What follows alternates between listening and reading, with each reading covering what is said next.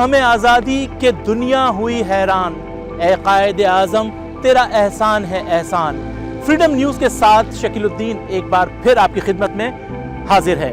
वसीओ अरीज खूबसूरत मज़ार आप इस वक्त देख रहे हैं। कराची ही नहीं बल्कि दुनिया भर में ये मज़ार पाकिस्तान की शनाख्त है।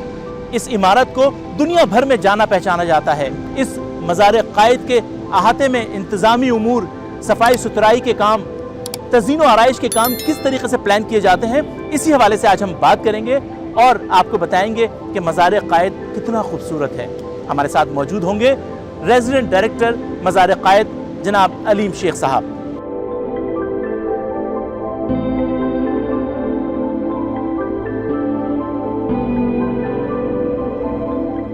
जी जनाब, तो हमारे साथ मौजूद हैं अलीम शेख साहब। अलीम शेख साहब, पहले तो खुश आमदीद कि अब आप मज़ार कायद के रेजिडेंट डायरेक्टर आपको तैनात कर दिया गया।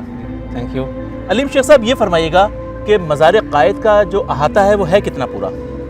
ये मज़ार कायद का जो एरिया है वो 61 एकड़ है, जो आप देख रहे हैं ग्रिल बाउंड्री वॉल के साथ। इसी के साथ हमारा जो आप बाहर देख रहे हैं एरिया, वो 72 एकड़ का एरिया हमारे पास इसके अलावा है।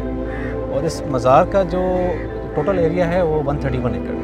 131 एकड़, ज़ाहिर बहुत बड़ा ये एरिया है। तो इसके इंतज़ामी उमूर को चलाने के लिए कितना स्टाफ रखा हुआ है आपने?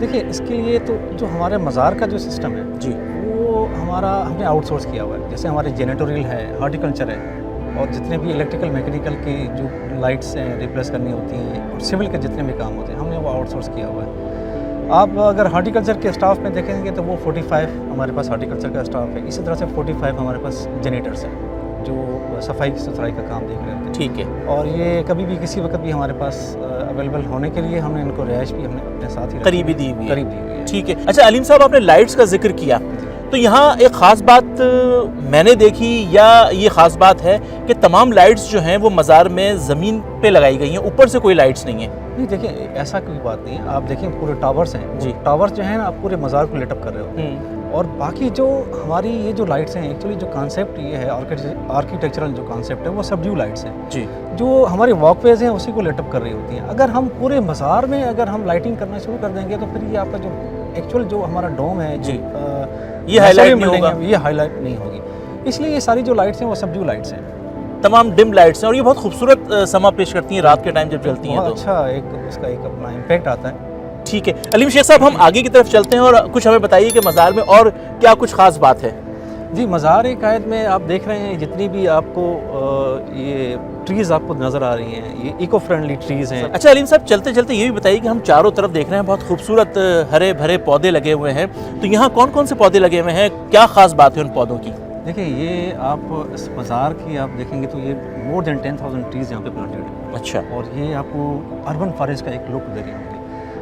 जिस तरह से मतलब बाहर कंट्रीज़ में इसका एक कॉन्सेप्ट है कि जी आप जहाँ पर लोग रह रहे हैं वहाँ पे अर्बन फॉरेस्ट वहाँ पे डेवलप किया। 10 साल के अरसे में ये पूरा इसका मज़ार का जो एरिया है वो कंस्ट्रक्शन का सिलसिला चलता रहा। जो मार्बल है वो भी पाकिस्तान मार्बल है जो इसमें यूज़ हुआ है, और वो भी 1970 तक इसका कंप्लीट हो गया था। ठीक। अब आप इस मज़ार को आप इस सेंस में देखें कि जब उस वक़्त ये डिज़ाइन किया गया था तो उस वक़्त भी यही कंसिडरेशन की गई थी कि अगर कोई अर्थक्वेक आता भी है तो ये मज़ार जो है ना उस अर्थक्वेक को सस्टेन कर जाए, बिल्डिंग महफूज रहेगी अगर कोई ज़लज़ला आता है। बिल्कुल सही है। ठीक। इस तरह से ये आप बाउंड्री वॉल देख रहे हैं, ये रिटेनिंग वॉल्स हैं, इसको सारा हमने वाइट वॉश कर दिया है।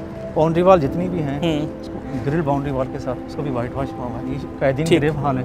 अच्छा, ये दीगर अकाबरीन जो हैं जी मज़ार कायद पे मदफून, उनकी आखिरी आरामगाहें हैं यहाँ पर? ये यहाँ पे लियाकत अली ख़ान हैं, उनकी मिसेज़ हैं बेगम राना लियाकत अली ख़ान, फिर सरदार अब्दुर्रब नश्तर हैं, मोहतरमा फ़ातिमा जना हैं, नूरुल अमीन साहब हैं। He was actually from Bangladesh ji, मगर उन्होंने फिर यहाँ पे पाकिस्तान में रहना पसंद किया था, तो उनकी तदफीन भी यहाँ पे की हुई है। ठीक।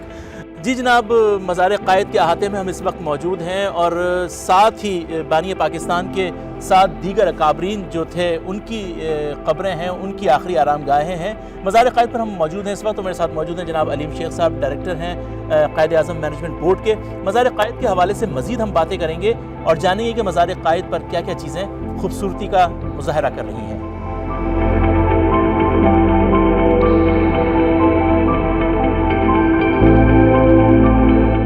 जनाब, मज़ार कायद का ये वो हिस्सा है कि जिस पर लोगों का बेतहाशा रश होता है और यहाँ सफाई सुथराई की काम भी जारी है।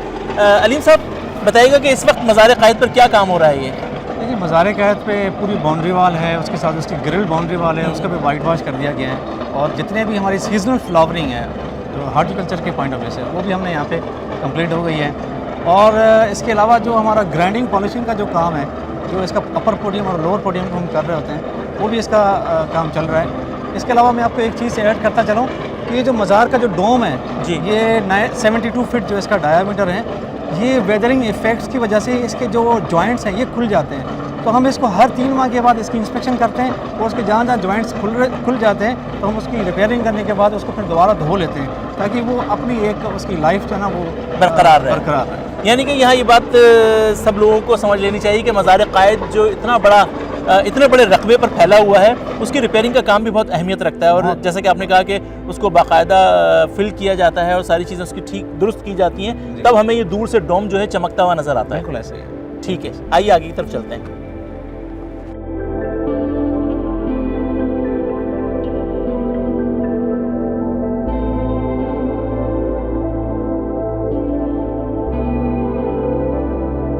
जनाब, हम आ चुके हैं इस वक्त बानी पाकिस्तान कायद आज़म मोहम्मद अली जिन्ना के मज़ार के बिल्कुल करीब, और यहाँ सफाई का काम हम ये देख रहे हैं कि बड़ी तेज़ी से जारी है। अलीम शेख साहब, ये फ़ानूस 2017 में दोबारा नए तरीके से इसको नस्ब किया गया, तो इसकी सफाई सुथराई का काम कैसे किया जाता है, क्या कहेंगे?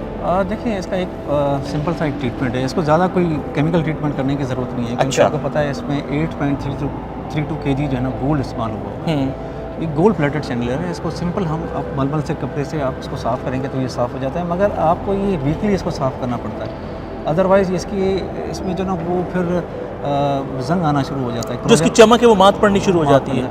ये हमारा एक रेगुलर मेंटेनेंस होती है। स्कैफोल्डिंग लगाने के बाद हम इसकी सफाई कर रहे होते हैं।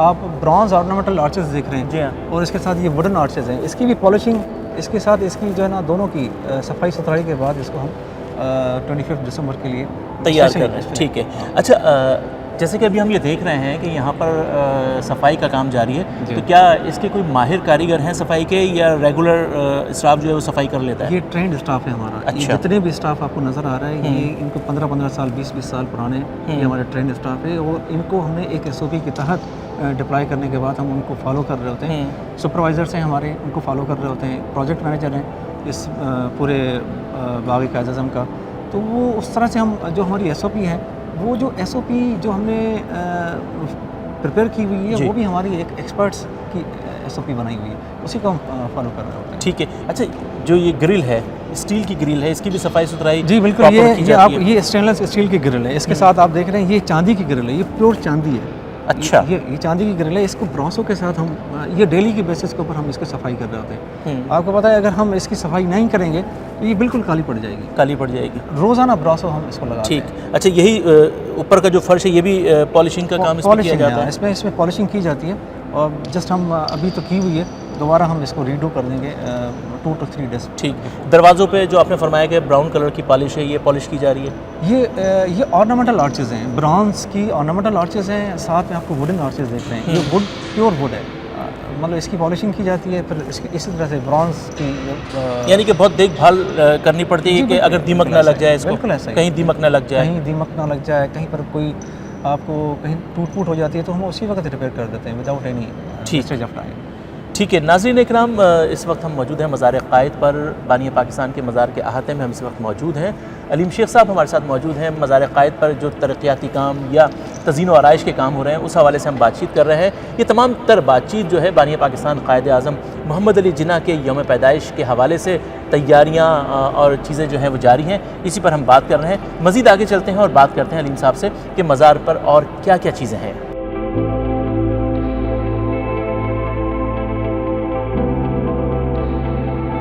ठीक है जनाब। अलीम शेख साहब, अब ये फरमाइएगा कि 25 दिसंबर बहुत अहम दिन होता है हमारे लिए। इस दिन को ख़ास तौर पर मज़ार कायद पर क्या तक़रीबात मुनक़्क़िद की जाती हैं? क्या आम पब्लिक के लिए भी उस दिन मज़ार को खोला जाता है?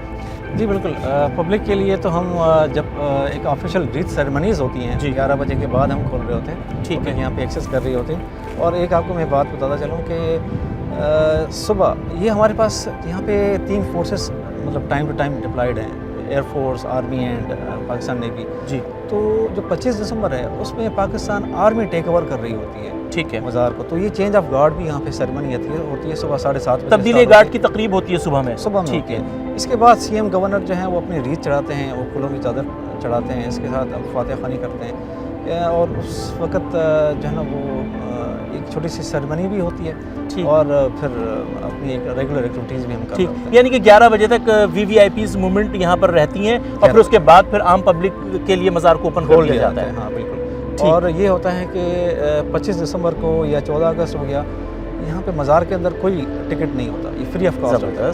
तमाम जो लोग हैं वो फ्री ऑफ कॉस्ट आते हैं हर जगह पे, मतलब म्यूजियम देखना चाहते हैं तो वो फ्री ऑफ कॉस्ट होता है। ठीक है। वैसे हमने पब्लिक को रिटेन करने के लिए ये तो बोर्ड ने एक छोटी सी एक फ़ीस रखी हुई है, मगर उसका मकसद ये नहीं है कि हमको इसमें हमें यानी कि ये फीस जो है मज़ार कायद पे फातिहा खानी की नहीं, बल्कि जो मज़ार कायद से मुत्तसिल पार्क हम देख रहे हैं यहाँ आकर बैठने की और अपने आप को उसको मेंटेनेंस करनी है। ये हमने इसके मेंटेनेंस चार्जेस रखे हैं। ठीक है, ये वो है। अच्छा, यहाँ एक छोटा हमने म्यूजियम भी देखा जी। यहाँ पे हमने एक म्यूजियम भी देखा जिसमें बानी पाकिस्तान के इस्तेमाल की अशिया रखी हुई हैं, तो वो मुख्तसरन बताइएगा कौन कौन सी हैं। देखिए उसमें तो आप सबसे बड़ी जो चीज़ है वो काज़म की 2 गाड़ियाँ हैं, एक पिकार्ड 1938 मॉडल है और कैडलक है जी, और 1947 मॉडल। वो 2 गाड़ियाँ हैं, वो काज़म के यूज़ में थी। जितनी भी रेलिक्स पड़ी हुई हैं वो रियल हैं, कोई भी इमेजिनरी नहीं है या उसको फेक नहीं कहा जा सकता या डमी नहीं कहा जा सकता। वो सारी काज़म की इस्तेमाल में चीज़ें थी।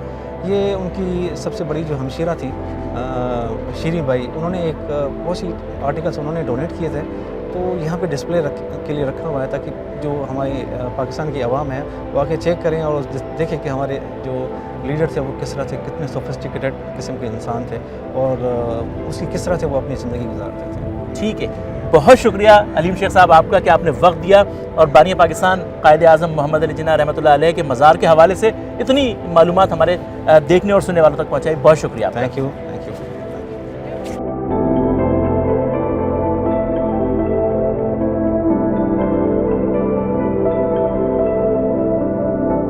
तो जनाब ये है बानी पाकिस्तान कायद आज़म मोहम्मद अली जिन्ना का मज़ार, और इस मज़ार को 25 दिसंबर के दिन ख़ास तौर पर अवाम के लिए भी खोला जाएगा। जहां VIP मूवमेंट होगी वहां अवाम भी इस मज़ार की खूबसूरती से लुत्फ़अंदोज़ हो सकेंगे। इसी के साथ अपने मेज़बान शकीलुद्दीन को फ्रीडम न्यूज़ से इजाज़त दीजिए। अल्लाह निगहबान।